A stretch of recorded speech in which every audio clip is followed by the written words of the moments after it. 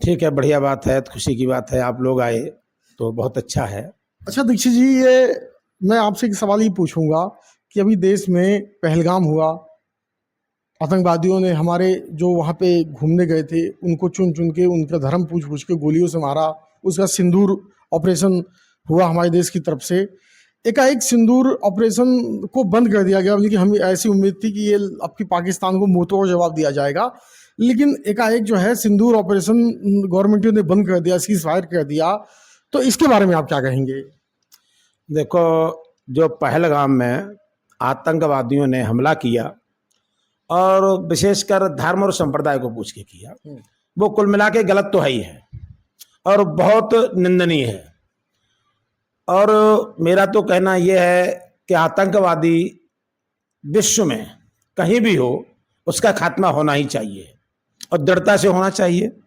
रही बात यह कि जो सिंदूर ऑपरेशन किया था, यदि आप मुझे पूछ रहे हो, मेरी समझ से पूछ रहे हो, तो सिंदूर ऑपरेशन इतना ही होना चाहिए था। अच्छा, इतना ही होना चाहिए था? इतना ही होना चाहिए था जी। क्योंकि उसका रीजन ये होता है कि एक बच्चा छोटा होता है तो उसको सबक देने के लिए थोड़ी पिटाई लगाई जाती है, लेकिन जो बराबर का होता है शत्रु, उसके लिए तैयारी ज्यादा जबरदस्त की जाती है। और सिंदूर रोकना भारत के हित में था और रोकना चाहिए था, क्योंकि हमारे बगल में जो लोग बैठे हुए हैं, जो प्रबल दावेदार हैं, शत्रु हैं, उनके लिए हमें पूर्ण रूप से तैयारी करना चाहिए और समय के आने पर उनको मुंहतोड़ जवाब दे करके जो हमारा 90,000 वर्ग किलोमीटर क्षेत्रफल कब्जाए हुए हैं उनसे जबरन लेना चाहिए।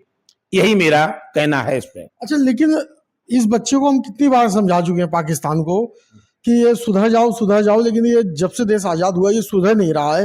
ये हमेशा हम लोगों को वो जख्म दे रहा है जो कभी ना भर सकने वाला जख्म दे रहा है। हम एक हमला हमारे पास होता है, जैसे जैसे उसका हल्का सा हम लोग उस दर्द को भुलाते हैं, इतने में ही दूसरा जख्म दे देता है। तो ऐसे में इसे क्या अच्छी बात सबक नहीं सिखाना चाहिए इसे?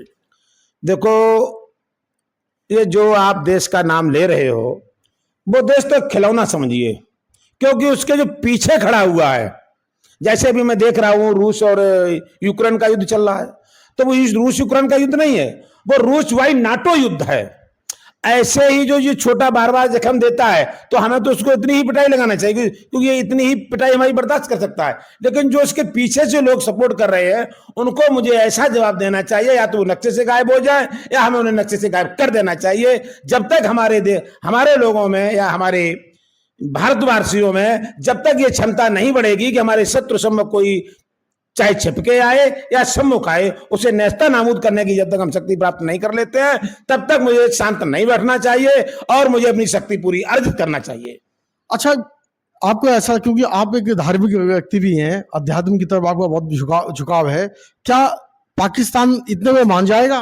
देखो, एक कायर देश होता है, वो कभी मानता नहीं है, उसे मनाया जाता है, वो मानता नहीं है। और उस मनाने के लिए हमारी टेक्नोलॉजी अवैध होना चाहिए। ऐसा नहीं कि हमने सिंदूर कर दिया और छुटपुट घटनाएं कर दी, ये हमारे लिए छुटपुट घटना है। हमें ऐसी टेक्नोलॉजी अवैध बनानी चाहिए जिससे कि विश्व में हमारा दबदबा हो और जो देश हमारे बराबर के हैं वो हमसे भयभीत होकर के पीछे भागने के लिए मजबूर हो। ऐसी टेक्नोलॉजी को उत्पन्न करना चाहिए, तब हमें इनसे युद्ध करना चाहिए। अच्छा, आप जो है मोदी जी से क्या आप अपील करना चाहते हैं, क्योंकि जो इस समय वारदात हुई है ये पहलगाम वाले मुद्दे पे, और उसका क्या बोलते हैं पाकिस्तान अपनी हरकतों से बाज नहीं आ रहा है, तो आप इनसे क्या अपील करना चाहते हैं? देखो, हम मोदी जी से अपील क्या करें, क्योंकि वो तो देश के प्रधानमंत्री हैं। जिस व्यक्ति ने महाभारत जैसे ग्रंथ का अध्ययन किया है तो वो व्यक्ति कभी परास्त हो ही नहीं सकता है। जिसने महाभारत का अच्छा अध्ययन किया तो महाभारत की तरफ से तैयारी करना चाहिए। और मोदी से मैं यही एक कहूंगा कि आप कम से कम जीडीपी का आधा पैसा टेक्नोलॉजी में लगाओ, जिससे मेरे भारत की टेक्नोलॉजी अत्यधिक उन्नतशील बन सके और हम विश्व के सम्राट बन सके। ये नहीं, हम विश्वगुरु नहीं, विश्वगुरु बनना तो बहुत छोटी चीज है, हमें विश्व सम्राट बनने की सोचनी चाहिए और विश्व सम्राट बनना भी चाहिए। ये आपने एक बहुत अलग बात कह दिया कि हमें विश्व सम्राट बनना चाहिए। बिल्कुल, हमारे बड़े बड़े राजा विश्व सम्राट बने, हम कितनों के नाम गिना दे। महाराज विक्रमादित्य थे, महाराज युधिष्ठिर थे, महाराज प्रथु थे, कितने राजा विश्व सम्राट बने हैं, और हमें विश्व सम्राट की महत्वाकांक्षा पालते तो खराब क्या है? हमें बनना चाहिए, और उसके लिए हमें अपनी भुजाएं मजबूत करना चाहिए। भुजाएं का मतलब है टेक्नोलॉजी, हमारी विश्व में सर्वोपरि होना चाहिए। जीडीपी का आधा पैसा कम से कम जो है मैं टेक्नोलॉजी में लगाना चाहिए, शिक्षा में लगाना चाहिए, शिक्षा को मजबूत करना चाहिए, जिससे हम विश्व में सर्वश्रेष्ठ कहला सके। जैसे सर्वश्रेष्ठ महाभारत में गांडीवधारी अर्जुन कहलाते थे, हम वैसे सर्वश्रेष्ठ कहला सके। मुझे वो क्षमता प्राप्त करना चाहिए, न कि एक आरक्षणवादी। आरक्षण तो होना ही नहीं चाहिए इस देश के अंदर। आरक्षण तो एक तरह की बीमारी है, गुण है, और ये गुण हमारे देश को हमेशा सबसे पीछा करता रहता है। अभी मैं पढ़ रहा था कुछ दिन पहले कि कुपोषण में हमारा देश 105वें स्थान पे है ग्लोबल इंडेक्स के अनुसार जी। तो हमें तो सीधी मैं कहता हूं कि हमारे देश को पहले शिक्षा नीति को बहुत मजबूत करना चाहिए। जब शिक्षा हमारी नीति मजबूत हो जाएगी तो हमारी टेक्नोलॉजी अवश्य मजबूत होगी, और हमें प्रोत्साहन सबसे ज्यादा टेक्नोलॉजी और शिक्षा पे देना चाहिए। जातिगत जनगणना, पहलगांव में आतंकवादियों ने केवल धर्म पूछा, और जब सामने वाले ने कहा कि हम हिंदू हैं तो तुरंत उन्होंने गोली मार दिया। उन्होंने उनके गुप्तांग को देखा, अगर खतना नहीं हुआ तब उन्होंने गोली मार दिया। लेकिन इस देश में अब एक सरकार ने जातिगत जनगणना चालू कर दिया है। जाति की गिनती होगी कि हिंदू धर्म में कौन कौन सी जातियों की कितनी संख्या है। इस सब आपकी क्या राय है? जो भारत देश में सारी पार्टियां मिलकर के जाति जनगणना कराना चाहती हैं, जिसमें भाजपा भी तो है। नहीं, हम सारी सबका बोला, एक का नहीं बोला, मैं सबका बोला। सारी जातियां या सारी पार्टियां जो जाति जनगणना कराना चाहती हैं, ये बहुत अच्छी बात है। मैं इसका विरोध नहीं कर सकता हूं, क्योंकि जाति जनगणना होना चाहिए, लेकिन जाति जनगणना से दुरुपयोग होने की संभावना ज्यादा है। उसका दुरुपयोग बिल्कुल, जो कुछ जातियां न्यून में है, जो 0% में है, और जो जातियों की परसेंटेज 10% या 8% आएंगे, वो तो छोटी जातियों को जीवित नहीं रहने देंगे। एक गृह युद्ध की समस्या भारतवर्ष के अंदर बन जाएगी। जाति जनगणना से क्या होगा? जब जाति जनगणना हो जाएगी तो उसमें जो जातियां हैं, क्योंकि हमें अंदाजे सबसे ज्यादा जातियां है तो ब्राह्मण पढ़ेंगे या यादव पढ़ेंगे, या SC/ST में एक जाति है जिसे हम लोग जाटव कहते हैं, वो पढ़ेगी। जब ये जातियों को पता होगा कि हमारा बाहुबल इतना है, तो ये छोटी छोटी जो जातियां हैं, निम्न जातियां, उनको तो रहने नहीं देंगी, और यही देश के अंदर सबसे बड़ा गृह युद्ध का कारण बनेगा। यही कमी जो है गृह युद्ध का कारण बनेगा। और जब जातीयता में राजनीति होगी तो जिस गांव में एक ही घर है तो उसको तो लोग वोट ही नहीं डालने देंगे कि तेरी जाति है ही कितनी, और उसको मारेंगे, पीटेंगे, भगा देंगे। अब वो भी सोचेगा मेरे भैया हम 4 लोग, हम क्यों जाए किसी भी लड़ने। तो कहने का मतलब जाति गणना अच्छी बात है, लेकिन इसके दुष्परिणाम ज्यादा होंगे। ये दुष्परिणामों को रोका जाए तो जाति गणना बहुत श्रेष्ठ है। तो ये इसके लिए क्या बिल आप कहना चाहते हो सरकार से?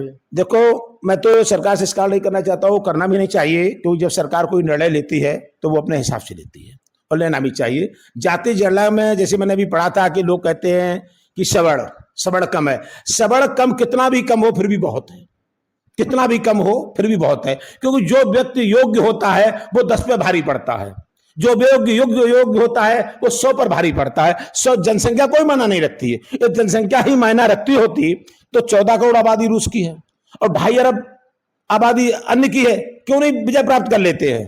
तो क्या जाति जनगणना करके क्या इस वर्ग को कुछ बिगाड़ लेंगे? कुछ नहीं बिगाड़ पाएंगे, केवल अपना ही नुकसान करेंगे, छोटी छोटी जातियों का नुकसान करेंगे, छोटी छोटी जातियों को परेशान करेंगे। इसके ये दुष्परिणाम निकलेंगे आगे चल के, जो भारत देश के लिए बड़े दुखदायी होंगे। ये आपने बहुत भारी बात कर दिया। जो सत्य बात है, मैंने सत्य का उजागर किया है, मैंने झूठ का उजागर तो किया है। आप किसी पार्टी का मुंह फेरो देख रहे हैं कि हम फला पार्टी को चुनाव लड़ेंगे, फला अरे लड़ेंगे, मैं अपने बलबूते पे लड़ेंगे। अरे जीतेंगे तो मैं अपने उद्देश्यों पे जीतेंगे, विजय को प्राप्त करेंगे तो अपने उद्देश्यों पे विजय प्राप्त करेंगे भाई। और रही बात, जब विजय प्राप्त करेंगे तो वैसा काम भी करेंगे। हमें किसी का मुंह थोड़ा देखना, ना किसी पार्टी का देखना है, ना किसी PM और CM का देखना है कि तू आ मैं तेरे पीछे चलूंगा। मैं क्यों किसी के पीछे चलूं?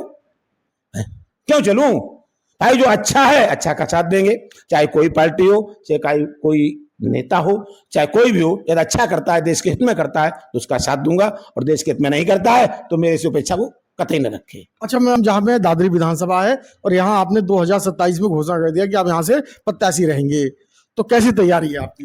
देखो, मेरी तैयारी ठीक है, और जिस हिसाब से मैं तैयारी कर रहा हूँ अपना ठीक कर रहा हूँ, क्योंकि मैं भ्रष्टाचार से बहुत दूर रहता हूँ।